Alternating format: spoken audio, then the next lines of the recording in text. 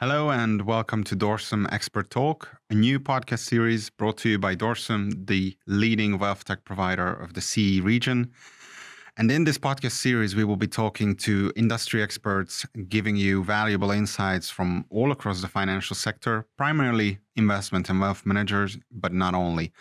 And today we will be talking about public finances, collaborating with central banks, ministries of finance, and all other kinds of public financial institutions. And we have the perfect guest to tackle this topic. With me is Christopher Garnett, who brings decades of experience from working with monetary institutions, central banks, ministries of finance. He's previously worked for over 20 years, I think, with Euromoney, Latin Finance, and The Times.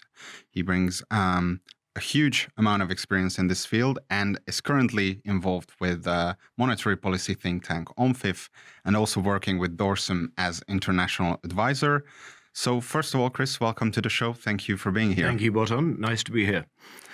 And my first question to you is, I wonder, how does one end up working in this field? I mean, obviously, there will always be people working in this field, rightly so. But how did you find your way to this specific field of monetary finance, public finances?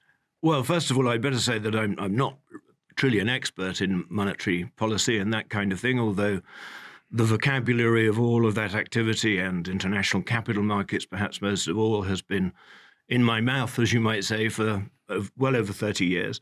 I mean, I would say I've got a number of cards, including a Dorsum one, that described me as an advisor. And I've been an advisor to several different entities, including a multilateral development bank, as you mentioned, also now to OMFIF. But truly, I began my career in sales, and I've never left sales.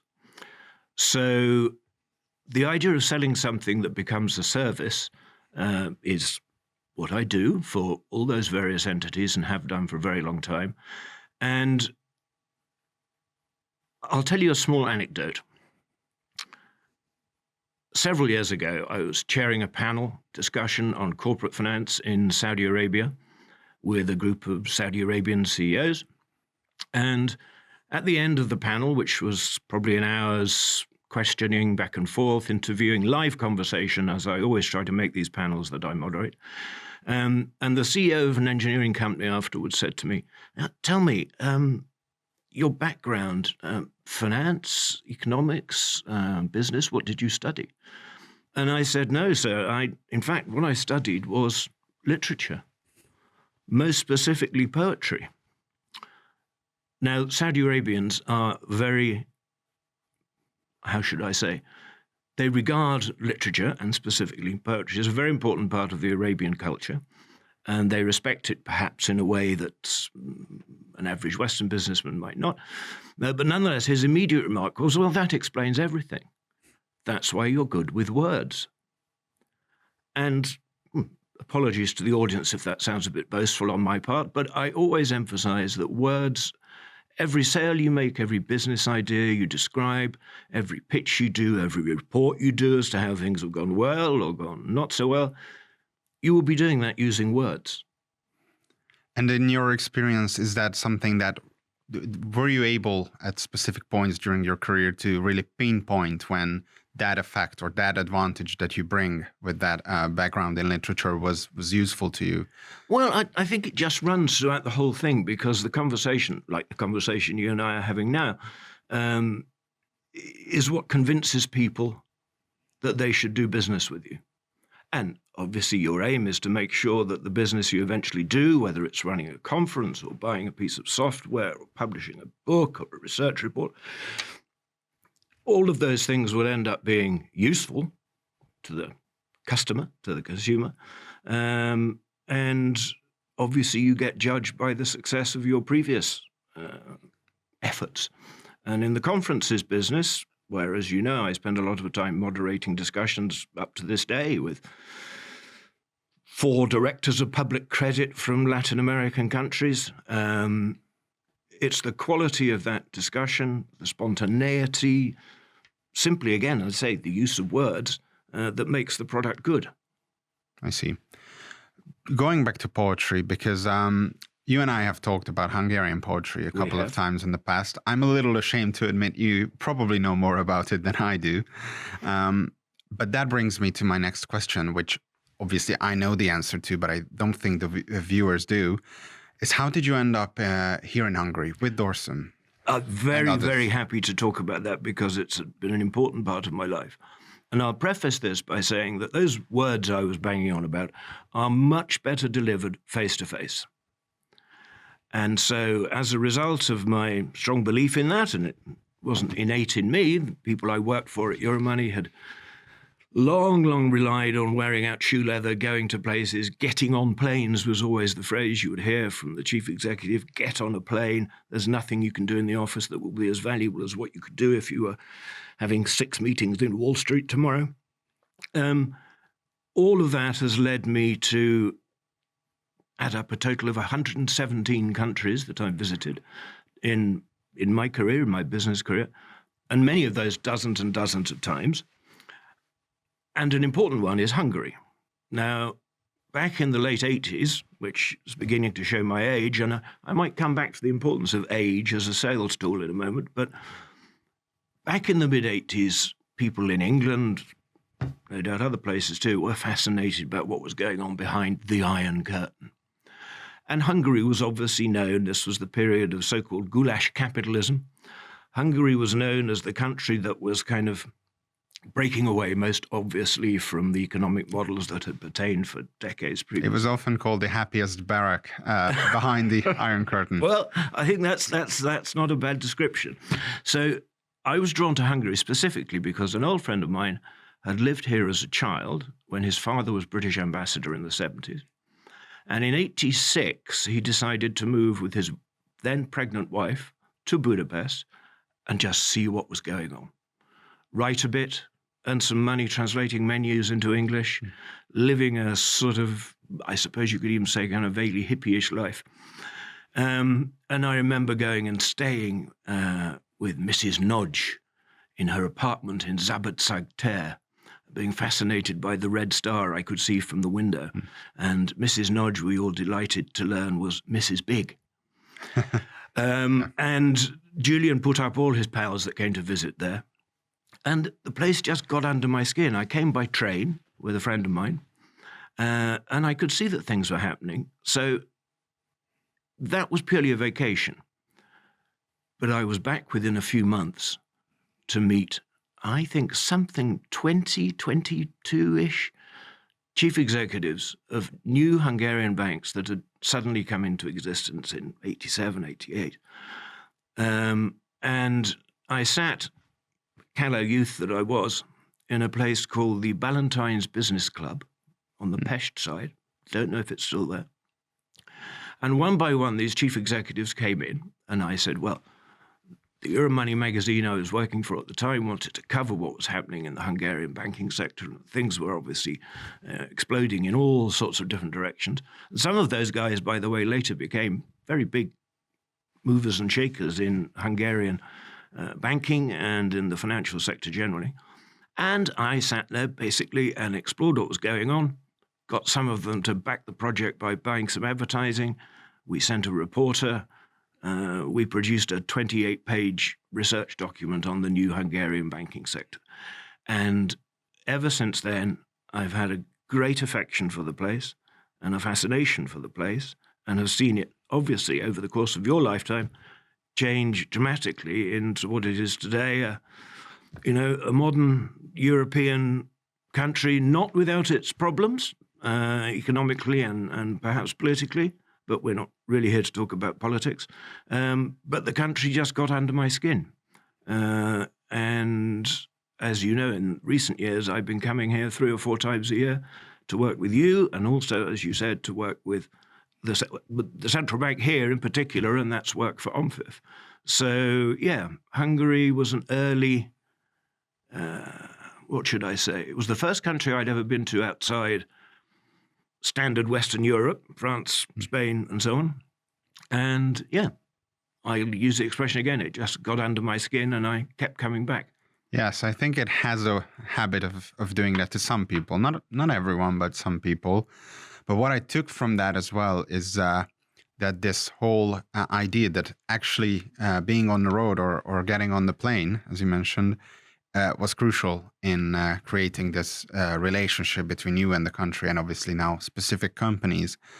Would you say that today, especially since the pandemic has pretty much reduced not only the travel aspect of the industry, but also just the in-person working aspect in an office, do you think that still being willing to get on the road and, take the hassle and the expenses that come with it as a necessary cost, is that a competitive advantage now that more so than in the past because less people are doing it? Beyond a shadow of a doubt. And of course, when COVID, or wasn't really COVID, it was the reaction to COVID, when the reaction to COVID began to subside, I remember we ran, one of the earliest things at OMFIF I was involved in was a conference or a meeting of representatives of sovereign governments with some portfolio managers and a couple of banks and ratings agencies in London in May 2022. And that was the first in-person meeting that OMFIF had done since lockdown. And there was absolutely palpable excitement in the room. People were so happy to be exchanging physical business cards, although increasingly, of course, people don't do that, much to my frustration. But there is no question at all that there's no substitute for face-to-face. And I think the underlying part of your question is right, is that still it hasn't quite returned to pre-lockdown levels. And therefore, that does give you a bit of a competitive advantage if you're prepared to do it. The same thing goes, by the way, for the telephone. Many of my colleagues will laugh when I mention the telephone because my exhortation is always, have you rung him up? And of course, fewer people do ring people up. So that's another competitive advantage. And again, it's personal, the next best thing to meeting face to face. Yes, I mean, I do believe that Teams messages and emails may be the more efficient option for certain conversations where you don't have to have that personal element specifically within a company. But when you're trying to build relationship, trust, connection, and ultimately sell something, I do agree. And my experience has shown, despite being predisposed to a different opinion, that this is a crucial aspect. Another thing that I wanted to ask you about, because you've been working with these players for decades, and obviously when we look at the surface of monetary policy, we still have the same conversations. Will a central bank raise or hike rates or decrease them? And what there is currently very much a renewed conversation on central bank independence. And the orthodoxies to do with those monetary levers, as they're often called, is increasingly being called into question. Yes, that's... People laughed at Turkey when the executive seemed to get the relationship between inflation and interest rates the wrong way around. And yet, in more recent years, both the US and arguably the UK have committed the same kind of original monetary sin. But that's what I'm really trying to get to, is that compared to maybe the 90s, would you say that central banks, for instance, are more optimistic or more cautious? Are they more independent or less independent? Well, first thing I'd say is that central banks, you don't have to go... The idea of central bank independence is not a kind of ancient idea written in Sanskrit stones. It's a relatively recent thing. The Bank of England, which of course was, for the majority of its existence, a private company, a joint stock company, the Bank of England was made independent viewers will know the date correctly, but sometime during the 1990s. So really very, very recently. And what had happened since the global financial crisis, whenever you locate that, but perhaps beginning in 2007, with the collapse of those hedge funds that were controlled by BNP and the Bear Stearns going bust and the Industrie Kreditbank of Germany. So all of those things happening as a kind of confluence of local disasters. What has happened since that began and that process was worked through? And of course, there's a whole generation of people in the financial sector who never knew the world before that. What has happened since then is that monetary and fiscal policy have become merged, confused, you might say. So central banks for a long time were the only game in town. I remember running an annual event on the covered bonds world with Euromoney. German experts will know these as Pfandbrief, founded by Frederick the Great. We were preparing to run a conference, our annual conference, in 2009, I think it must have been. Markets were still in turmoil. We had prepped running this thing in Copenhagen. And around the May of that year, when the event was due to take place in the September, the European Central Bank suddenly came out with the immortal words, "whatever it takes." They would prop up European bond markets, European capital markets, doing whatever they could do. And that was like night turning into day, because the instrument of choice, one of the main instruments of choice, was to support the covered bonds market, which promotes and helps the financing of housing and so forth all over, in many countries in Europe, originally in Germany, as I say, but and increasingly as that world developed beyond Europe into Canada, Australia, Korea, and so on. But anyway, but it was that moment, those words from the head of a central bank, admittedly a very important central bank, that transformed that market overnight. And much better economists than I am, which basically means any economist, would look back and say, yes, well, but look at the results. And, my dear friend Liam Halligan, who is a proper economist, would say that the sugar rush of quantitative easing became a lifestyle choice for central banks, and that has inserted a fundamental flaw in the entire world capital and market, monetary system and capital markets. But these are questions that are much, much too big for little old me to opine on. But that's what I see. Mm-hmm. So I think the questions remain to be answered.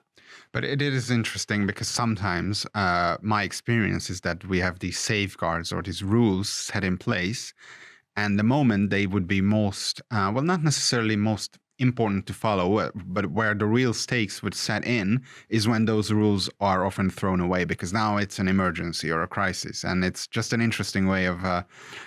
we thought 2007, 8, 9, and then, of course, that was the worst thing that could ever happen. Then, of course, we had the Eurozone crisis, wherever specifically you date that, sort of 2011, 12.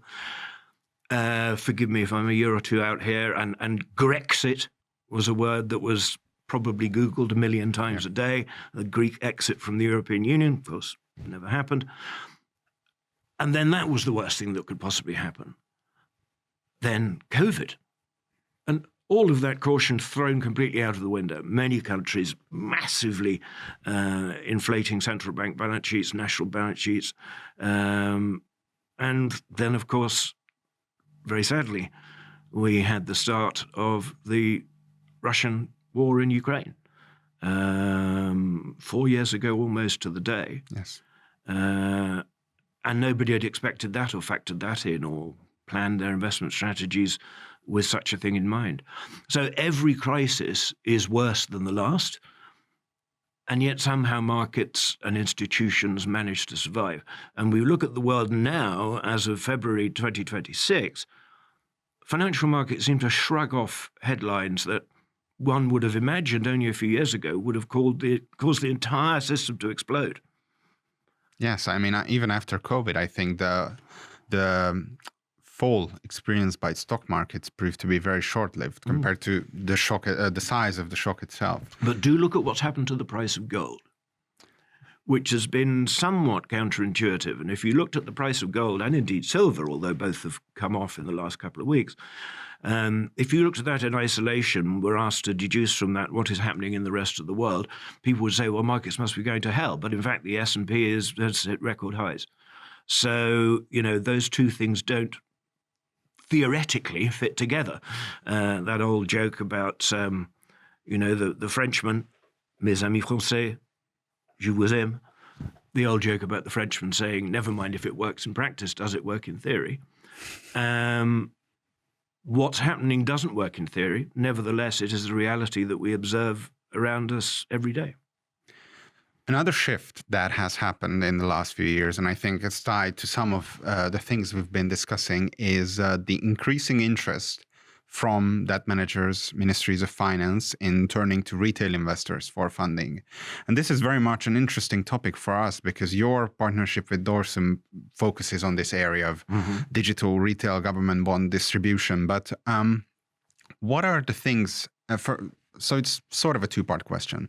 What factors do you think have led to an increasing interest in this field, which we are very much experiencing at conferences and workshops with potential partners?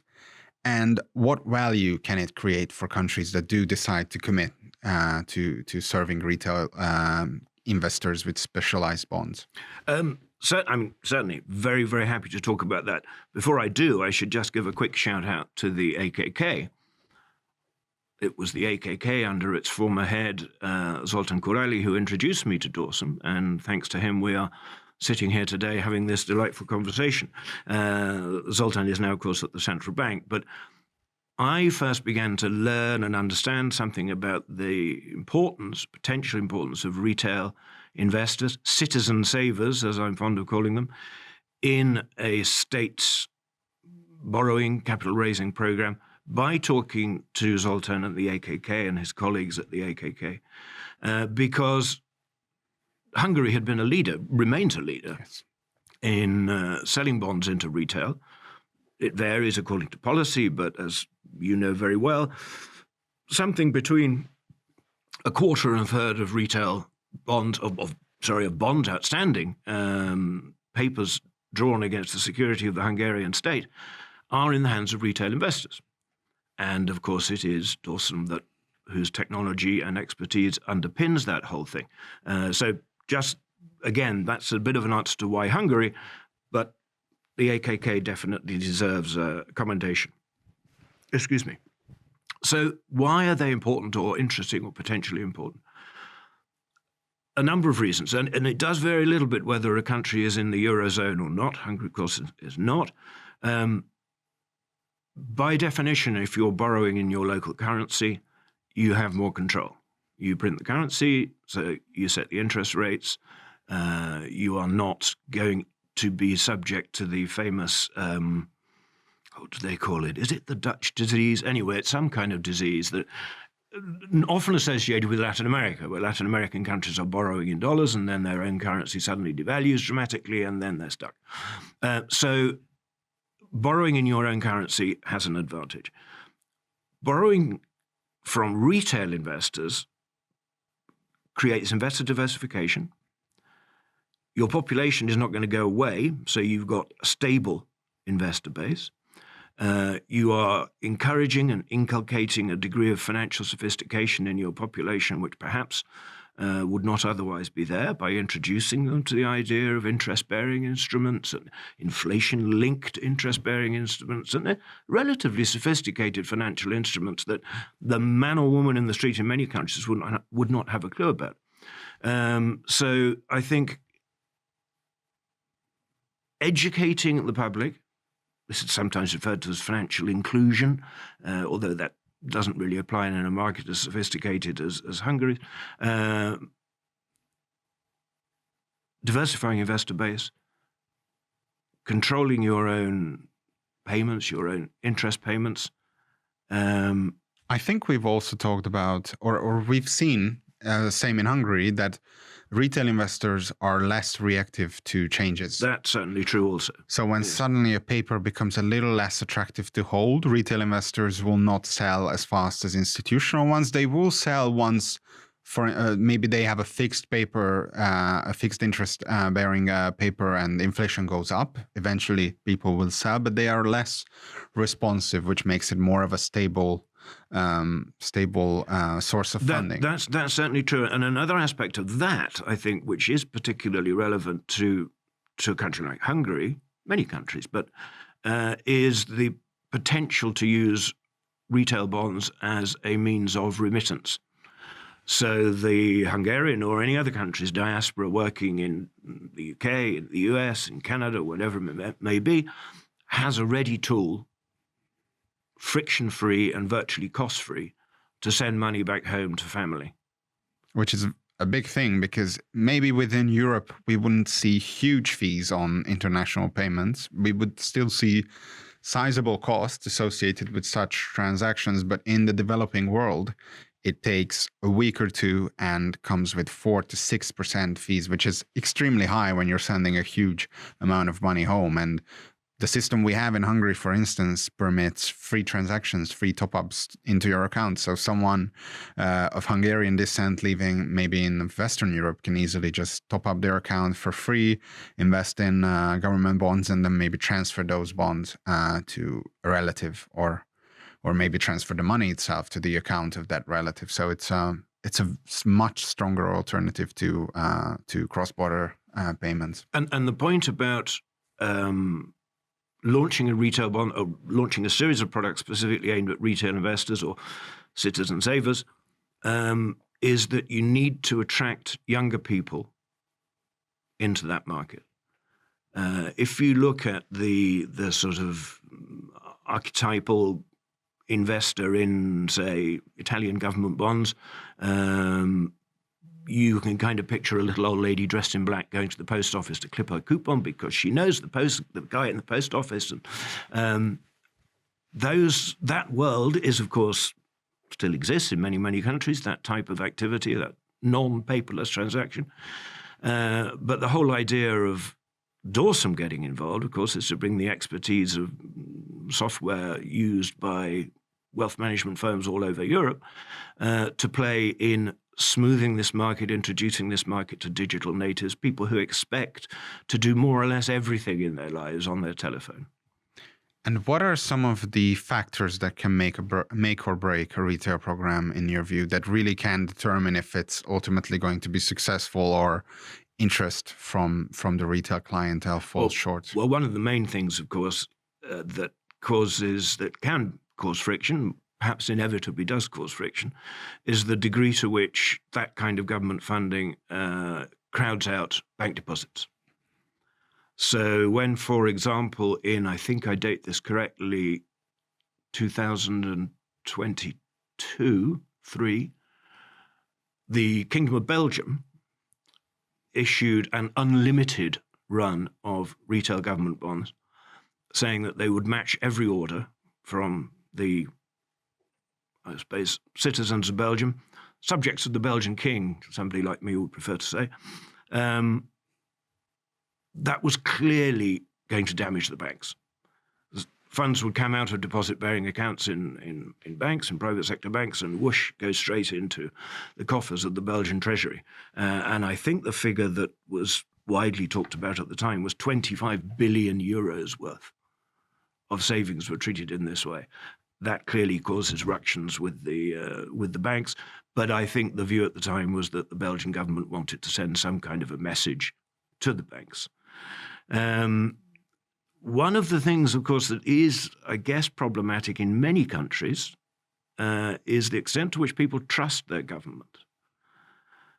Quite a few countries have obviously, at one time or another, kind of ripped off their citizens one way or another through currency devaluations and so on. I mean, there are still people today in Germany who would say that the reunification of Germany, universally regarded as a good thing, in fact, was impoverishing because the savings of German citizens were thereby diminished. So I think the degree to which people trust their government is an important factor in looking at establishing these kinds of programs.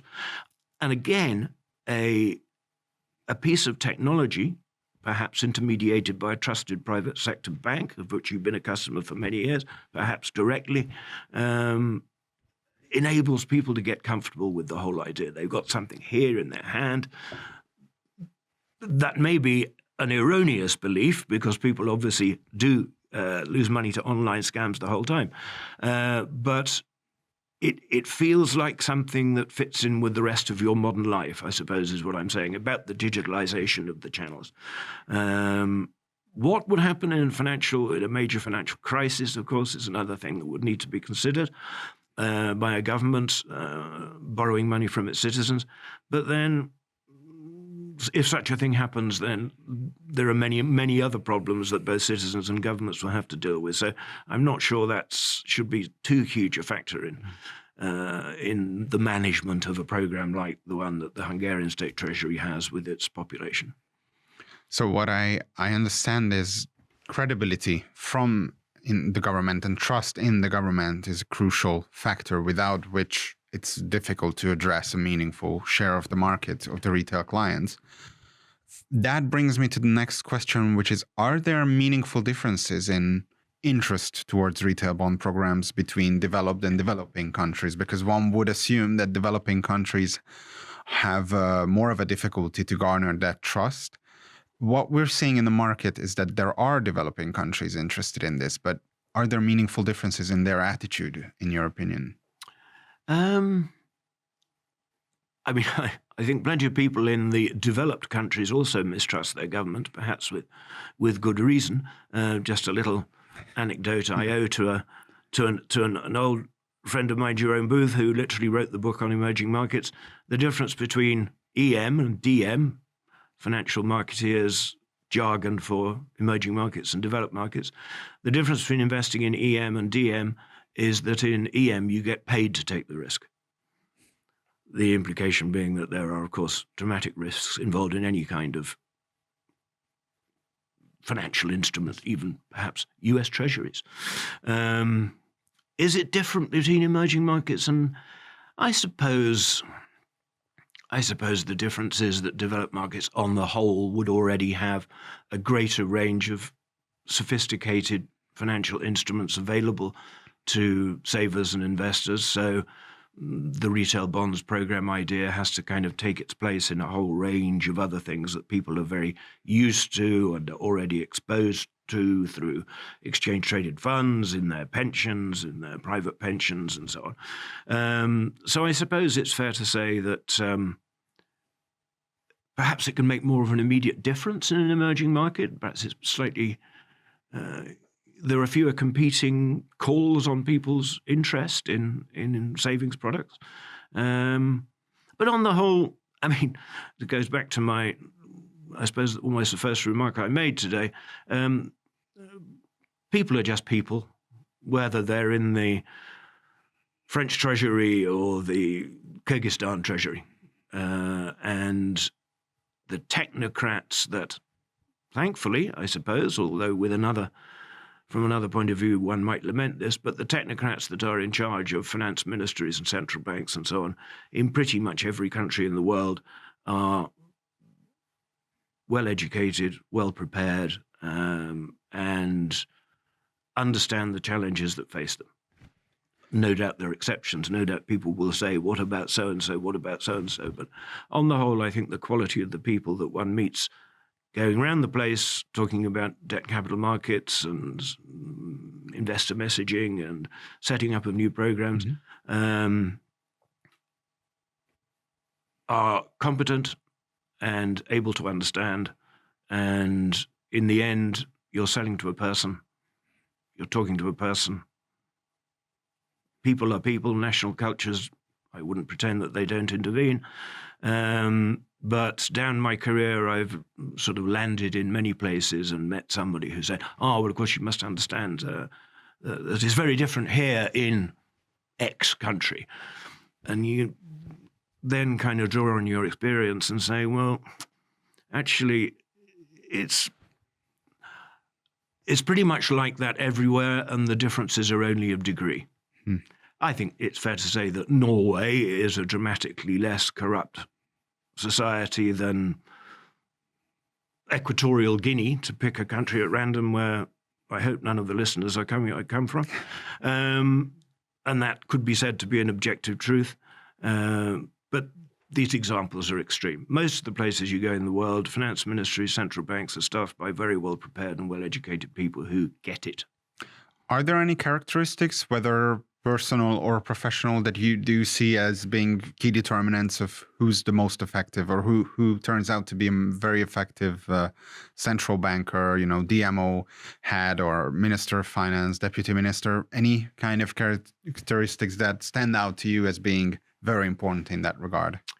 Well, because I've majored on words and coherence as being a very important thing, I picked two examples of people I've known down the years. One is Youssef Boutros-Ghali, who was Minister of Finance in Egypt for many years. Unfortunately, in 2011, he left the country, now lives happily in England as, I guess, a kind of refugee, although he tells me the Egyptian government still consult him. I hope you don't mind my saying this, Youssef. But there you had a man, and I dealt with him from the early 90s right through to 2010, 2011, and we ran lots and lots of conferences together in London and in Cairo. Here was a man who knew exactly what he wanted to say, knew exactly how to express it, was extremely personable, but spoke clearly and never fudged the issue. I did happen to listen to a Minister of Finance from a country that's quite important to me in the middle of last summer, and watch that minister fudge every answer. So straightforwardness, coherence, good education, certainly. And the second example, about which I would say all the same things, is Mauricio Cardenas, who was Minister of Finance in Colombia, and I got to know him quite well. He is currently running, sadly probably without much hope of election, in the presidential campaign. But again, he could stand up in a room and hold the room of international investors, intermediaries, analysts, by being clear, definite, succinct. Speaks perfect English. Not that speaking perfect English is the only thing, but it is an important thing. And both Mauricio and Youssef had that kind of star quality. So I don't know if that really answers your question. It does. But, directness and coherence are perhaps the two most notable characteristics required, because in the end, what you're trying to do is establish confidence. Yes. And it is by being direct and coherent that you do establish confidence. Taking a hypothetical private company that has previously only sold to other private companies in our sector, maybe banks, wealth managers, that suddenly decides that I actually have a service or a product that is relevant to ministries of finance, debt management offices, central banks. What are some of the key differences that you think they would have to take into account when trying to sell in this space? Because we've talked about the importance of having a way with words, being willing to get on the road, maybe taking into account some national differences or local differences to an extent, but all of those apply to selling to private companies as well. Are there any specifics that you have to take into account when expanding your target clientele? It might sound so blindingly obvious that it's almost not worth mentioning, but the most important thing is to get to the top. And this applies obviously in selling into the private sector as into the public sector, but it is much, much easier for a middle-ranking official in a Ministry of Finance to say no and not get into trouble than it is to say yes, and he or she might worry, get eventually into trouble.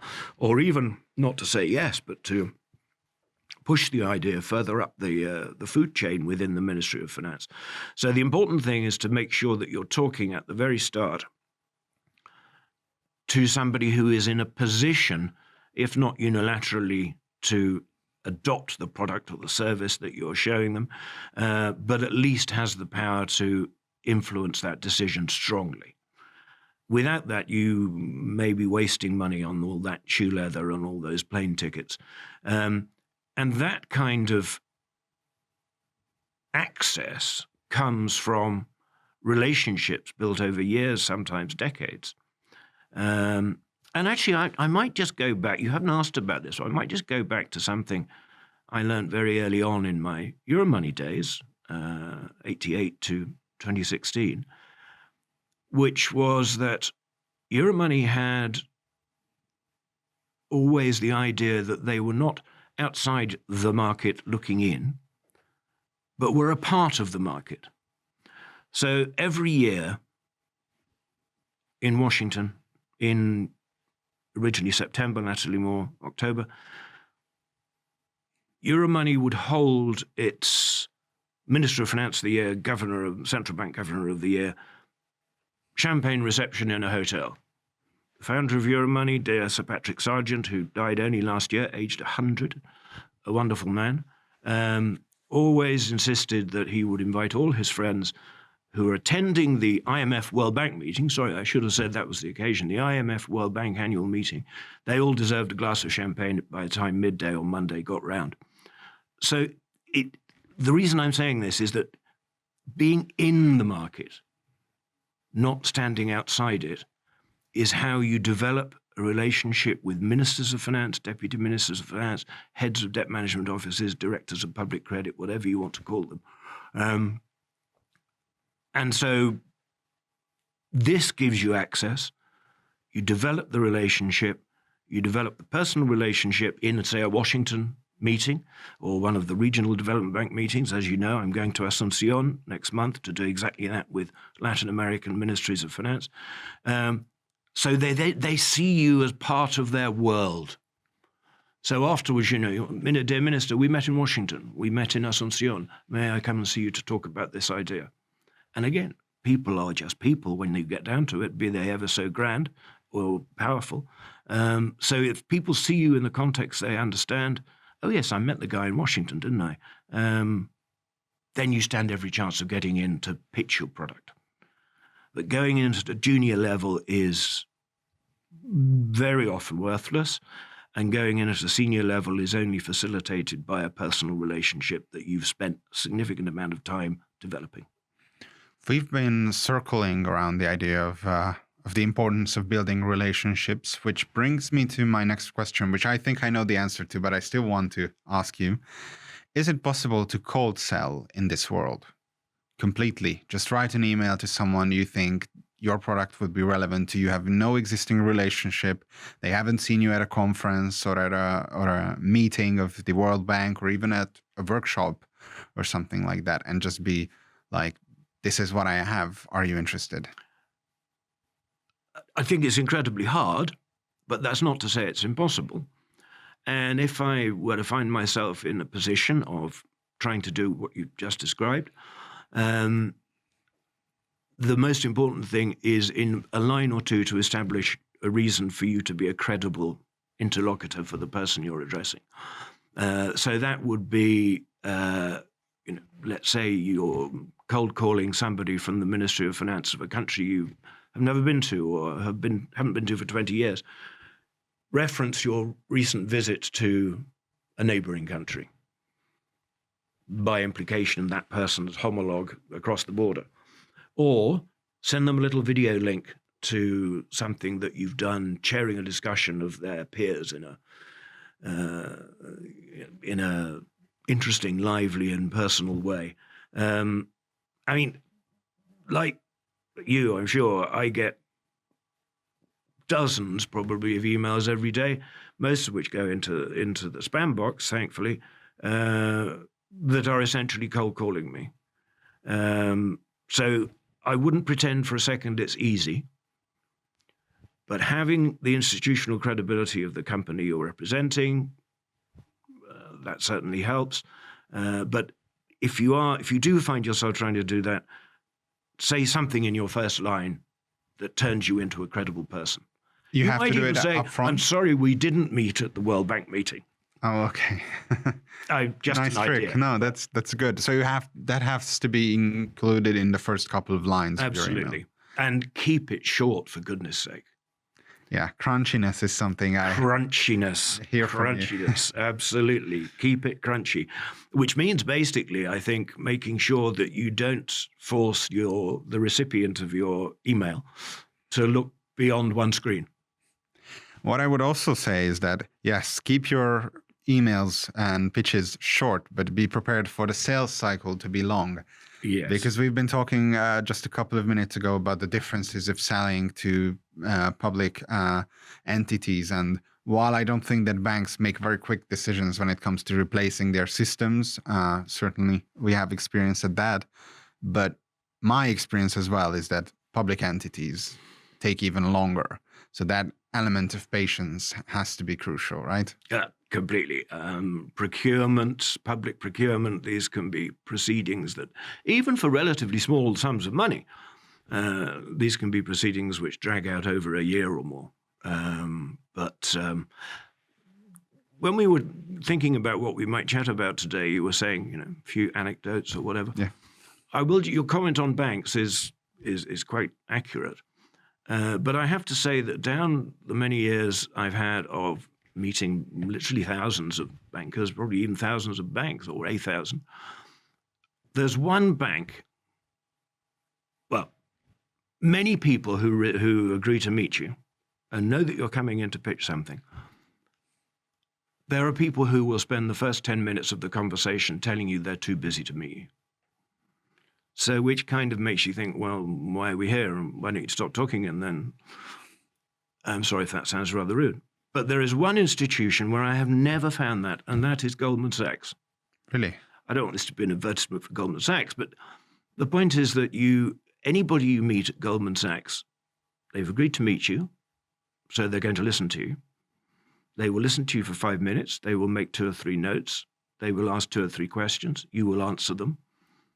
And they will say, thank you very much. I'll let you know tomorrow. And invariably they do. Highly efficient. And it must just be, it's a culture that I guess is, I don't know, they put something in the water. But those are obviously the best people, the best prospects that any salesperson could wish for, because they don't keep you waiting for a month to give you an answer or come back with their first question. They asked all their questions when they met you. You answered them. They went away, considered it, and came back with an answer, yes or no. Which is very mindful of the time for both sides, I guess. Completely. Yeah. We've seen a couple of cases of, going back and forth and spending a lot of time on a relationship, but maybe it never leads to anywhere. But were there any experience or examples from your career when you've had built a relationship with someone for years, and it was, with the intention of ultimately partnering with them, but it took many years to materialize, and you suddenly thought, okay, it was a good move to go there 10 years ago because that has allowed me to achieve this in the present? Keeping up relationships with people, which of course now is much easier through platforms like LinkedIn and so on, the only social media platform to which I belong. I can think of examples of where a guy I first knew as the finance director of a national development bank in Mexico, subsequently became finance minister, and hey presto, 10 years later, I guess, maybe longer, maybe more like 20, he was the head of the OECD. And it was, hello, remember me, Angel? We're going to do something with the OECD on making infrastructure an investable asset class. So, just keeping up with people in your business life as you do in your personal life is important. You see somebody has been promoted or changed, drop them a line.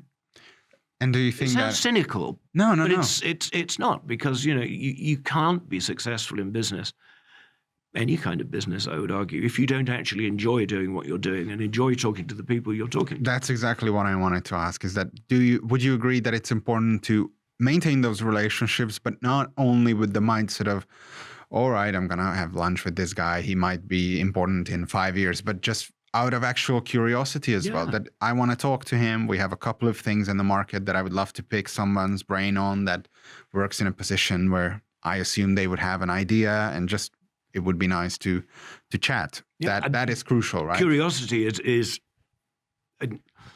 anybody who's ever sat with me in a job interview, as in when I'm interviewing, not being interviewed, knows that the single factor that I need to see in a candidate that outweighs any other is intellectual curiosity about the world. That's a weird thing. Global bond markets. Well, what are they? You haven't a clue. You just left university. You got a degree in biochemistry or history. But if they are implicitly, better even explicitly, asking you, wanting to know, God, you say you did a conference in Zimbabwe. How did that come about? That's really weird because everything you hear about Zimbabwe is so bad. A lot of things are and were bad, but there was a brief moment when it looked good, when Tendai Biti was finance minister. That's going down the rabbit hole of yet a further anecdote. But you use the word curiosity, and that is the most important thing for anybody to have. If people are not interested and are 9 to 5ing it and, don't want to look at their emails on a Saturday morning, then they'll probably do all right. They won't starve to death, but they'll never get as much fun and satisfaction out of it and perhaps not be as successful. Looking back on your career, are there any specific moments in capital markets that you think back and say, well, that was exciting, or I learned something very new that maybe a couple of months before I would have never imagined to happen, that you think would be interesting for someone who's maybe just starting their career to study and just look at out of curiosity? History of many financial crises is obviously always interesting. I do remember getting to the end of 1993, as in literally the week before Christmas, and being about to publish a book on the Mexican economy and the markets in Mexico and the opportunities they offered for international investors. And suddenly a thing that they called the tequila crisis happened. So we had to rewrite about half of an 80,000-word manuscript before it went to the printers in the 2nd of January. So that was quite interesting. I'm not sure what lessons you could draw from that, except always be willing to encounter the unexpected. But obviously it's the unexpected that makes things. You look back on what has been most interesting in your career, and I'll tell you what has been most interesting in a moment if you'd like to know. And often it's the things that went wrong as well as the things that went well. Would you like me to tell you what's the most the most satisfying thing when I look back was certainly when I was running a team of people. Nowadays I'm kind of on my own, and you and I work together, and I work with a number of other people in a collaborative way. But when I was actually managing a team of people, some of the people who had got the job by displaying the intellectual curiosity we've just speaking about, when I come back and see them or meet them or hear from them 10 or 15 years later, and they're running a substantial business of their own, or they've already set up, run, and successfully sold a business of their own, and the success of people who I either recruited or who reported to me for a period during my career is the most satisfying thing of all. To see somebody doing well and to feel that you've had, even in the tiniest respect, some kind of influence on getting them there. Very, very satisfying indeed. I can only imagine that. Now, if they can look at the past, I just have a couple of questions remaining, and one of them is, let's look into the future then.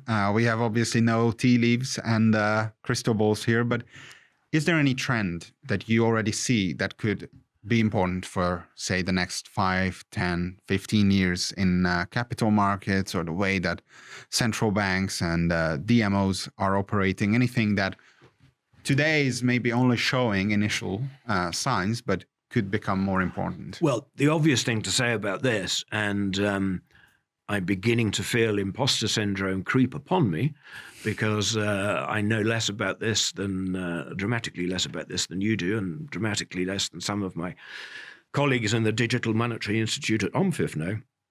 But clearly the increase of a whole range of topics that can be broadly, categorized as blockchain related. There is increased interest in the whole idea of tokenizing financial assets. There are suggestions and studies and plans afoot for European governments to put their bond issuance programs on blockchain, with all of the advantages that you know much better than I that might bring, such as instantaneous settlement, smart contracts. It can never be changed. Nobody can ever interfere with the trade. The trade is done the second it's done. Which, of course, one of the people who explained this to me and kind of made me understand it for the first time was Blythe Masters, who's a well-known Wall Street woman.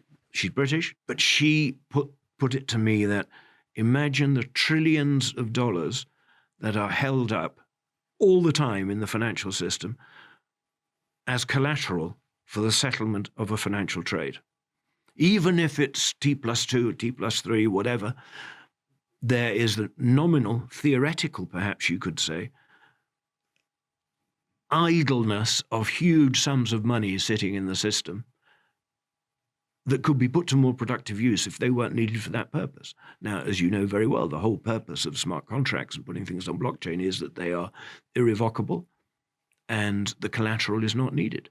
Because the settlement is nearly instantaneous. Yes, although people do, I had to be fair, I have also heard from some friends in the city that instant settlement is actually not something they would desire. Instant, no, but quicker, I would say, is definitely quick. And that already brings lots of and the speed of transactions obviously is only getting faster, and we've seen that clearly throughout our whole careers and lifetimes. So I suppose that is very clearly a topic that you can observe getting more important, playing a bigger role. The other thing, of course, is imposter syndrome hat on again. You and I have had many conversations about artificial intelligence. Yes. As you know, I'm somewhat skeptical. Google AI, for example, knows absolutely nothing about poetry. I can tell you that. Huge white spot. a lacuna. But of course, AI, as far as I understand it, only knows what it's been told already. So any new thought doesn't go anywhere near it.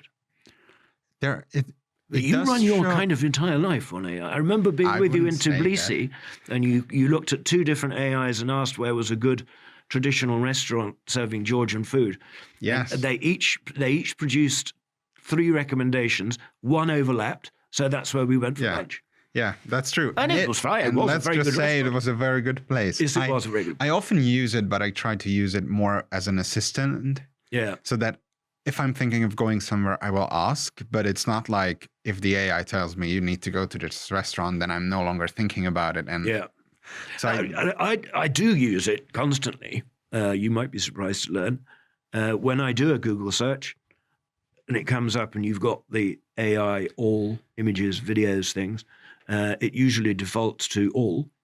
And I almost invariably click on AI because it's just like a turbocharged version of Google. True. But these things are worth worrying about. I do worry about them. I see the potential for difficulties in young people now in their 20s like yourself, operating in a world where AI guides every activity, whether personal, social, or commercial. Whether that will happen, I have no idea. But clearly it's something worth worrying about. I agree. I think we're already seeing cases where it's a bit excessive and maybe dangerous. But I do also agree that financial institutions are increasingly relying on AI solutions to streamline their operations. Sometimes that's a good thing. Maybe there are cases when caution needs to be exercised. And I do think that regulated financial institutions always exercise that caution as well because they are forced to. And that is, of course, something that OMFIF spends a lot of time talking to particularly central banks about, helping them to understand the implications, the ramifications. It began all with central bank digital currency, which seems rather to have ebbed away as a hot topic. But OMFIF does do a lot of work helping people to try to understand exactly that. I did think for a long time I had the absolute killer argument, and then somebody said, no, it can, when I said, will AI ever be able to cut your hair? Well, robotic AI could probably do that, I think. But would you trust it? I don't have your eye out at the same time. I don't think the risk of getting a really bad haircut for me is huge. It grows back pretty quickly to the current level, but I wouldn't. A robot waving around a pair of scissors or electronic. No, I would prefer not to do that. Yeah. I mean, to a topic which, not surprisingly, we haven't talked about at all, is motoring. And of course, I owe it to the great British philosopher of motoring and now farming, Jeremy Clarkson, when he said, when autonomous vehicles were starting to be a thing that everybody was talking about, and are a reality, particularly in the US, at some point deep within its programming, the computer that is driving you around in a car that you presumably own and have bought, at some point, the artificial intelligence in whose hands your life is going to have to make a decision whether to kill you, its owner and occupant, or to knock a nun off her bicycle or crash into a line of schoolgirls at a bus stop. Now, we, I think, would all know as sane, spiritual, kindly, nice people that the driver should sacrifice his or her life so that the young might live, let's say, to put it in high-blown terms. But would you actually want to buy something which was programmed to kill you in a certain, perhaps unlikely, but by no means impossible eventuality?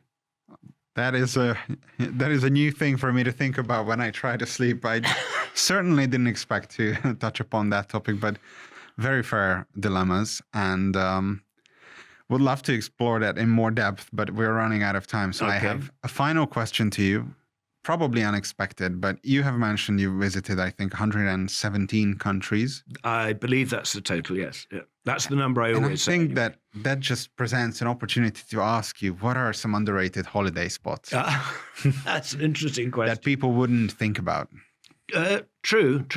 I mean, with the caveat that, of course, in the majority of those cases, I visited only the capital city or perhaps another primary commercial centre, rather than exploring the beaches or jungles or whatever.